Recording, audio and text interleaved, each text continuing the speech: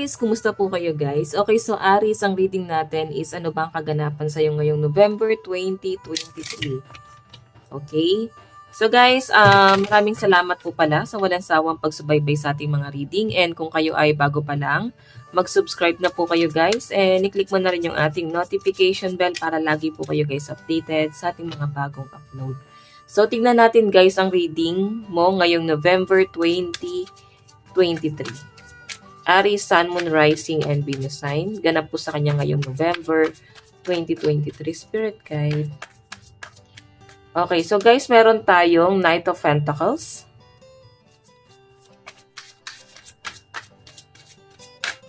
Meron tayong King of Cups.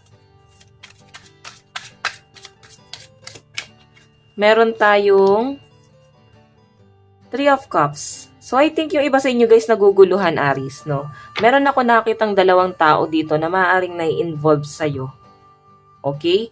Nandun ka sa point na maaaring single, no? Single pa yung iba dito na nasasagap natin. So, ito yung tendency, guys. Isa sa dalawang to ang maaaring manuyo sa'yo or mag-offer sa'yo. Actually, pareha sila nag-offer ng cup of love, or itong isa, may offer din naman siya. Pero kasi guys, itong isa, ang gusto niyang i-offer dito, yung pangmatagalan na.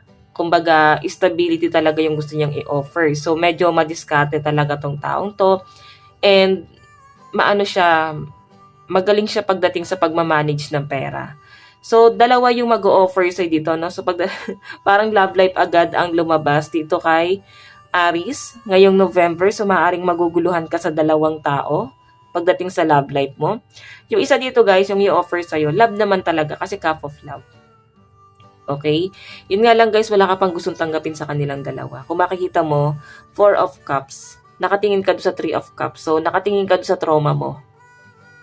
Nakatingin ka doon sa mga kasalanan or maaaring nakatingin ka doon sa pinagdaanan mo from the past, no, sa relationship mo. So, I think, mas gusto mong i-work out yung sarili mo, mas gusto mong mag-focus muna sa sarili mo kasi the strength yung bottom of the deck mo dito. Okay, so kung sino man tong dalawang to guys na mag-offer sa'yo, I think mag-iisip ka dito. Okay, siguro darating ka muna sa point na maguguluhan ka muna. Ayun nga, i-heal mo muna yung sarili mo. Kasi lumalabas dito. Tignan natin guys, no?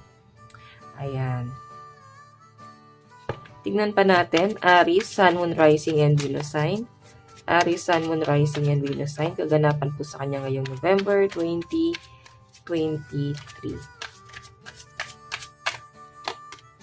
Aries. So guys, meron tayong Empress, so abundance. Napakaganda nito. Maaring may magaganap na travel sa iyo ngayon first week or first to second week ng November 2023. Maaring meron kang lalakarin or meron kang travel. Okay? Nakikita ko rin sa iyo na hindi ka rin magkakaroon ng struggle gano pagdating sa pera. Maaring ngayong November, ngayong October na experience mo siya. Pero sa November guys, medyo makakaluwag-luwag ka na, no? Makakahinga ka na, mararamdaman mo na yan na parang gagaan na yung daloy ng pera sa'yo. Kasi Empress guys is abundance. So hindi lang din naman to patungkol sa pera. Kumbaga, magiging blessed ka rin sa ibang bagay. Hindi lang to sa pera. Okay, so tignan natin, Aries. Okay, Aries, Sun, Moon, Rising, and Venus sign. Meron tayong 7 of Pentacles. Oh my God. Meron din ako nakita rito guys pagtatalo. Maaaring may mga bagay dito na parang nagpapatrigger sa'yo. Hanggat maaari, ginagawa mo umiwas, no? Lumayo sa gulo. Ayaw mong malaman yung mga bagay na pwedeng magpa-trigger dito sa trauma mo. So, I think kung bakit ganito yung nangyayari sa'yo. Kumbaga, may mga past trauma ka na pwedeng manumbalik, no? Babalik ulit yung past issue sa'yo ngayong November 2023. Kumbaga, ayaw mo nang maramdaman yung ganun eh. Ayaw mo nang maramdaman yung parang nabubroken hearted ka. Ayaw mo nang maramdaman yung parang bang nadadown ka na naman. So, maaaring ma-feel mo siya. No, medyo magiging emotional yung iba sa inyo. May nakikita ako rito guys na i-stuck ka sa isang bagay. Itong pagka-stuck mo na to, alisan mo na siya, no? Pagdating dito guys sa health mo, I think meron dito isang bagay na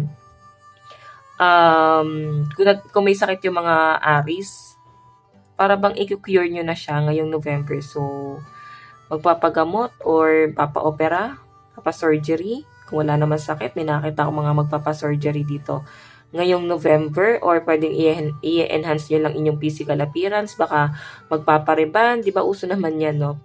Pag 13-month pay, no? So, kung makikita nyo guys, the Empress, Seven of Pentacles, magiging maayos ang daloy ng pera mo kasi pinaghirapan mo talaga. Okay? Nakikita ko sa iyo na mas ito yung pagtutuunan mo ng pansin, no matter what, no? Kung sino man yung manggugulo sa iyo, kung sino man itong mga distractions sa paligid mo, parang magpapatong-patong lang to, pero hindi mo pababayaan tong source of income mo. Kahit magpatong-patong yung problema dito. Kumbaga lalaban at lalaban ka dito. Aries, sa pinapakita sa akin. So, ngayon, itong pagka-stuck mo na to sa isang bagay, maaring madadala mo siya hanggang November. So, yung pagka-stuck na to guys, na nasa-sense ko, hindi siya patungkol sa na-stuck ka dahil wala kang pera. Na-stuck ka kasi maaring broken-hearted. Meron ka nang gustong mawala sa feelings mo. No? Meron ka nang gustong i-release dito ang pwedeng feelings mo sa isang tao. Gusto mo nang mawala yan. Nandun pa rin ka sa point na nagtatalo pa rin yung isip mo eh. Ayun, naguguluhan ka pa rin. So, para bang ang tagal na niya guys, hanggang ngayon nararamdaman mo pa rin na may potential pa rin or may chance pa rin dito sa connection na to kasi nai-stuck ka rito. The Lovers ito. Okay? And yun nga guys, nakikitaan mo kasi siya ng effort kahit papano. Sabi ko kasi dalawang tao yung nai-involve sa'yo dito na maaaring pag-iisipan mo silang dalawa. Yung isa kasi guys, mabagal eh. Oo, pero kung makikita mo, stability naman kasi yung focus niya. Yung isa naman, marami siyang gustong i-offer sa'yo kasi mahal ka naman talaga niya. Okay, so titignan natin guys, ano pang ipapakita sa inyo. Doon muna tayo sa inyong love advice. Love advice po ni Aries. So guys, malakas ang energy ng mga Capricorn, Taurus, and Virgo, Cancer, Pisces, and Scorpio, Aries, Leo, and Sagittarius. Meron din tayong, ayan, Capricorn, Taurus, and Virgo. Tignan natin. Love advice po ni Aries, meron tayong deeply. Sabihin, habang tumatagal, lumalalim. Lumalalim tong nararamdaman mo na to, or maaaring lalo ka nagiging emotional. Okay, kailangan mo na daw siyang i-release ngayong November kasi mas mahihirapan ka. Pero ang maganda rito guys, hindi naman ikaw yung gumagawa ng problema eh. Yung tipong ikaw yung lumalayo pero sila kasi yung lumalapit sa'yo. Kaya lalo ka naguguluhan. Ang gusto mo lang dito, peace of mind. Yung peace of mind na to guys, makukuha mo siya sa sarili mo. Yung mga struggle guys, hindi ikaw ang gumagawa eh. Maaaring yung mga taong nasa paligid mo. Okay, sila yung gumagawa ng struggle. Tingnan natin ang inyong advice. Meron tayong release control, di ba? Sabi ko sa'yo, matitrigger ka dito. So, I think, kailangan mo nang i-release yung mga nagpapatrigger sa'yo. Tingnan pa natin. Advice. Meron tayong frequency, flow, sound, vibration, energy, and healing. So, I think, ngayong November, nasa healing process ka. Kumbaga, meron ka ng mga bagay na gusto mo nang mawala, no?